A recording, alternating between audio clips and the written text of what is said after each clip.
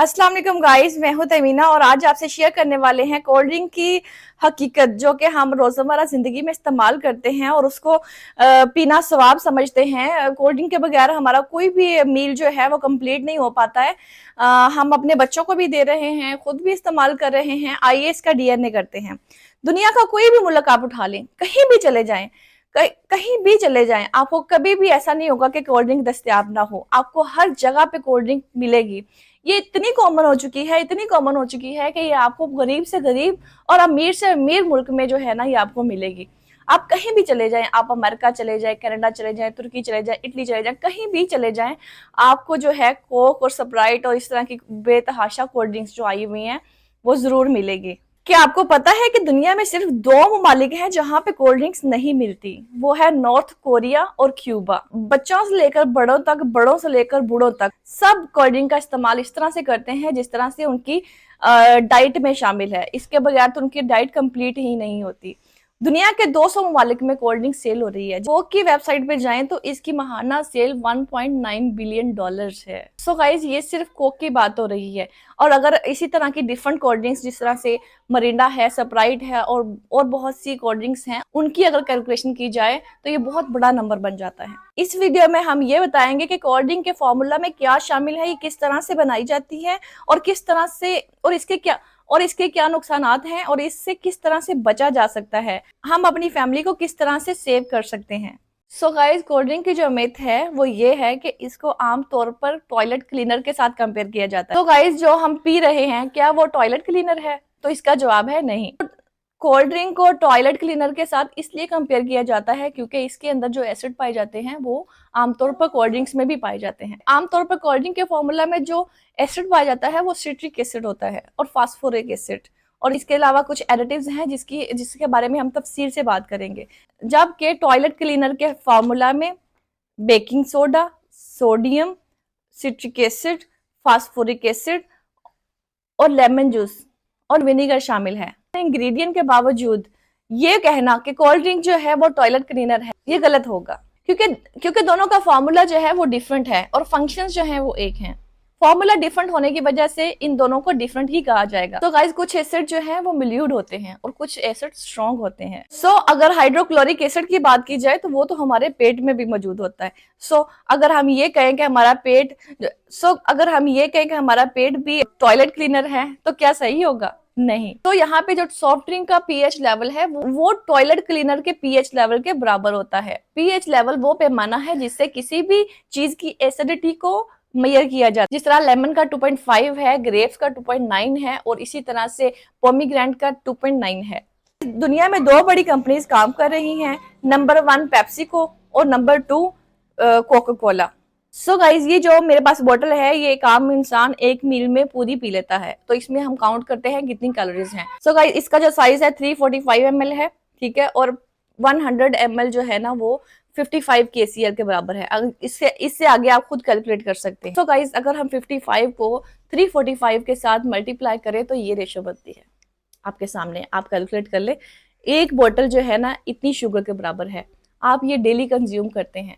वैसे तो आप खाना खाते हैं डेली, ठीक है, जो आप खाना खाते हैं उससे आपका पेट भरता है क्या, लेकिन इससे क्या आपका पेट भरता है? इससे आपका पेट नहीं भरता। ये इजाफी शुगर है जो कि आपकी बॉडी में जाती है और उसके साथ साथ जो है आपकी बॉडी में एक्सेसिव फैट्स और डिफरेंट बीमारियां, जैसे शुगर है, जॉइंट्स पेन है, फैटी लीवर है, पता नहीं क्या क्या बीमारियां हैं जो कि ये लेकर आती है और उसमें ये शामिल है, इतनी शुगर शामिल है। एक कोल्ड ड्रिंक जो है वो हमारे 3 खानों के बराबर हो सकती है, जो कि बहुत ही ज्यादा है। और अगर हम दिन में 3 दफा ये कोल्ड ड्रिंक का इस्तेमाल करें तो हमारा क्या हाल होगा। अगर हम खाना खाते हैं उससे तो हमें विटामिन्स मिलते हैं, मिनरल्स मिलते हैं, एनर्जी मिलती है और काफी न्यूट्रिशन से भरा हुआ आता है। लेकिन कोल्ड ड्रिंक से हमें क्या मिलता है? सिर्फ चीनी और बीमारियां। तो ये चीज जो है, इस चीज को हमने अश्योर करना है कि इसको हमने किस तरह से अपनी लाइफ से माइनस करना है। तो गाइज, इंसानी बॉडी को कार्बोहाइड्रेट्स के साथ साथ प्रोटीन्स और शुगर की भी जरूरत होती है, विटामिन्स और एनर्जी की भी जरूरत होती है। हम डेली जो फूड कंज्यूम कर रहे होते हैं, जिस तरह से रोटी है, चावल है, चिकन है, प्रोटीन्स हैं, कोई भी चीज़ हम खा रहे हैं उसमें उसमें नेच उसमें उसमें नेचुरली जो है शुगर मौजूद होती है, जो कि हमारी बॉडी के शुगर लेवल को बरकरार रखने के लिए काफ़ी होती है।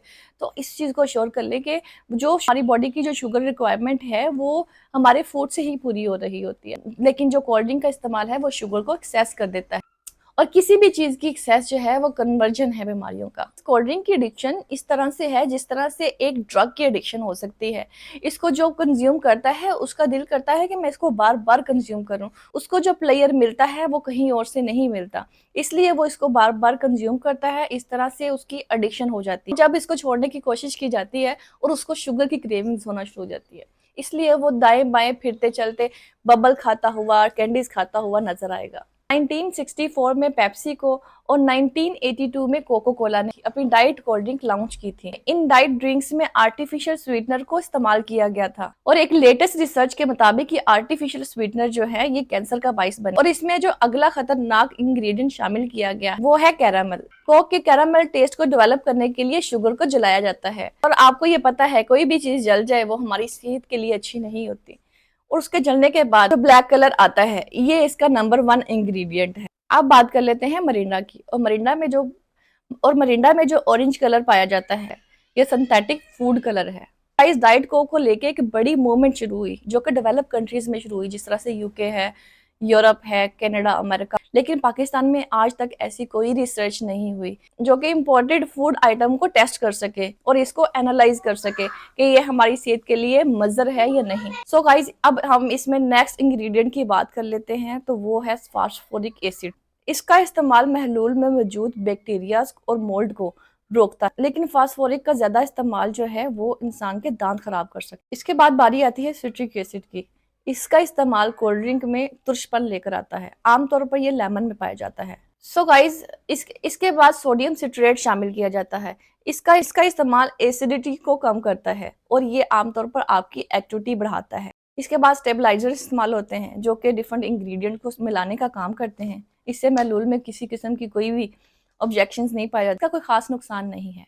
और आखिरी इसका इंग्रेडिएंट है पानी, कार्बोनेटेड पानी। पानी के अंदर कार्बन डाइऑक्साइड शामिल की जाती है जो कि इसमें फ्रीज लेकर आती है। सो गाइज अगर हम ये सारे इंग्रेडिएंट्स को एक साइड पे रखते हैं और पानी के अंदर कार्बन डाइऑक्साइड और ढेर सारी चीनी शामिल कर दें तो ये जो है ये कोल्ड ड्रिंक का डीएनए है। तो गाइस क्या आप अपने प्यारों के लिए एक ऐसा पानी चूज करेंगे जो कि कार्बन डाइऑक्साइड का मिक्सचर हो और इसमें ढेर सारी चीनी हो, आर्टिफिशियल कलर्स और स्टेबलाइजर्स हो, कार्बोहाइड्रेट और सोडियम सल्फेट, जिसका रेगुलर इस्तेमाल आपको हार्ट अटैक तक ले जाए, आपको शुगर लेवल तक ले जाए, आपका फैटी लीवर कर दे और आपके दांत खराब हो जाएं, के जॉइंट्स में पेन ले आए, जो कि आपकी जिंदगी में मोटापा और इतना ज्यादा मोटापा जिसको आप कंट्रोल भी ना कर सके और आखिरकार हार्ट अटैक का शिकार होकर आप मौत को गले से लगा ले। क्या आप अपने मेहमान को भी ऐसा पानी देना पसंद करेंगे?